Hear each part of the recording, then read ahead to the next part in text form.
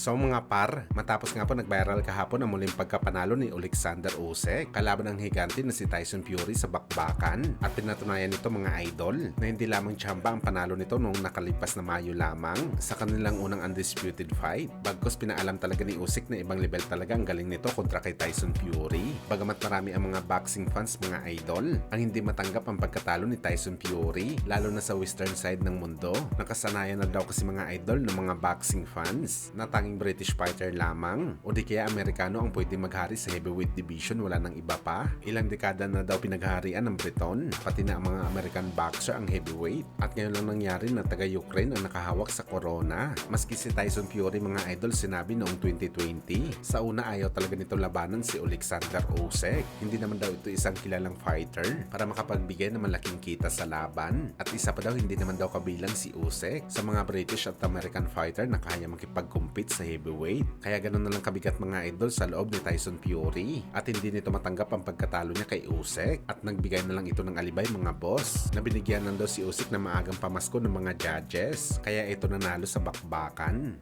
Well, hindi na nga bago sa atin mga idol ang ganitong bagay na makakatanggap talaga si Usyk ng batikos galing sa mga British at American boxing fans. Matapos pagharian nitong heavyweight, nangyari na nga ito mga idol sa ating pambansang kamao Manny Pacquiao dati nung nasa prime pa ito sa bakbakan kung saan marami din ang bumatikos kay Pacman. Matapos nito pinagharian ng welterweight division, ang division na pinamumugaran ng malalakas na fighter at para lamang sa mga Meksikano at American boxer noon. At ang mas masakit pa dito mga idol na talagang dumurog sa puso ng mga haters ni Pacman at isa sa mga rason bakit hindi nila matanggap na maging number 1 si Boss Manny dahil galing lamang ito sa flyweight division, ang division na para lamang sa mga Asian fighter, pero pinagharian pa nito ang ilan sa malalakas na timbang sa boxing sports. Kaya inaasahan natin mga boss na hindi pa talaga dito magtatapos ang pagdududa ng mga ilang boxing fans kay Alexander Usyk bilang isang tunay na hari sa heavyweight division.